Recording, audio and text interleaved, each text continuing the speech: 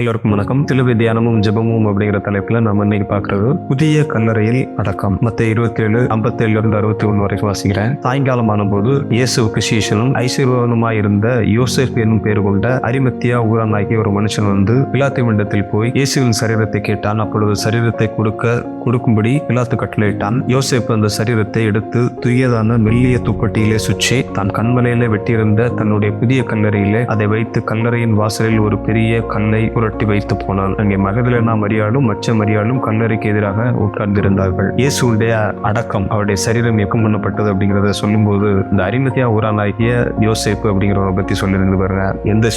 வேற எந்த சீஷனும் வரல, இயேசுடைய ரொம்ப க்ளோஸ் ரிலேட்டிவ்ஸ் யாரும் வரல, யாருமே இல்லை பாருங்க. ஆனா இந்த யோசேப்பு, அரிமத்தியா ஊரானாகிய யோசேப்பு, இவனை பத்தி சொல்லியிருக்குது. இவன் வந்து ஒரு ஐஸ்வர்யவான், அதே மாதிரி ஆலோசனைக்காரன் அப்படின்னு சொல்லியிருக்குது. இவன் கனம் பொருந்தியவன், respected member of the council of Sanhedrin. அதாவது சான்ஹெட்ரின் அப்படிங்கிறது சனகரிக் சங்கம் அப்படின்னு சொல்றாங்க. இந்த சங்கம் வந்து எதுக்கு அப்படின்னு சொன்னா, it is act like a supreme court. யூதர்களுக்கு மத்தியில ஒரு சுப்ரீம் கோர்ட் மாதிரி அது வந்து ஆக்ட் பண்ணிச்சு. அது வந்து ஒரு religious and political body, judicial பாடி. இவங்க யூதர்களுக்கு மத்தியில இவங்க வச்சதுதான் சட்டம். இதுல மெம்பர் வந்து கிட்டத்தட்ட ஒரு 71 பேர் மெம்பரா இருந்தாங்கன்னு சொல்லப்பட்டிருக்குது. ஹை பிரீஸ்ட் தான் அதோட ஹெட். அது கீழே மற்ற ஆசாரியர்கள், நல்லா படிச்சவங்க நிறைய பேர் இதுல வந்து வேதத்தை எல்லாம் அறிந்தவர்கள் நிறைய பேர் இதுல வந்து சான்ஹெட்ரின்ல மெம்பரா இருப்பாங்க. இவரும் அப்படிப்பட்ட ஒரு ஆள் பாருங்க.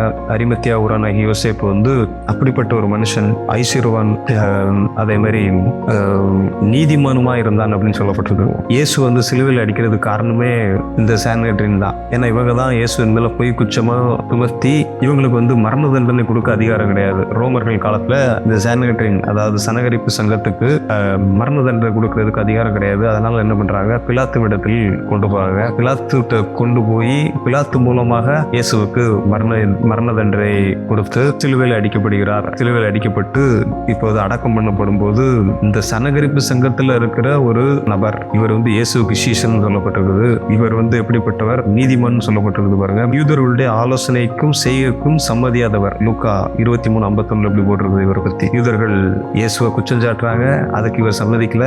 இயேசுவுக்கு வந்து மரண தண்டனை கொடுக்குறாங்க, அதுக்கும் இவர் சம்மதியாதவர். அப்ப ஆப்போசிட் டீம்ல தான் இருக்கிறார் இவர், இயேசுடைய டீம்ல இருக்கிறார் இவர். அப்ப பாருங்க, இவர் தான் வந்து என்ன பண்றாரு, பிலாத்து கிட்ட டைரக்டா போய், யாருமே போய் கேட்க முடியாது பாருங்க. பிலாத்து கிட்ட எல்லாம் போய் அவ்வளவு சீக்கிரத்துல போய் கேட்க முடியாது. இவர் அவ்வளவு தைரியத்தோட போய் கேட்டார். கேட்டு இயேசுடைய சரீரத்தை வாங்கி என்ன பண்றாரு, அவருக்கு என்ன சொல்லியிருக்குது, வசனம் 59, யோசேப் அந்த சரீரத்தை எடுத்து துயதான மெல்லிய துப்பட்டியிலே சுற்றி ஒரு லினன் கிளாத்தை வச்சு இயேசுடைய சரீரத்தை ரேப் பண்ணி என்ன பண்றாரு, அவருடைய புதிதான ஒரு கல்லறையில அடக்கம் பண்றாரு. இதோட டைமிங் யோசிச்சு பாருங்க.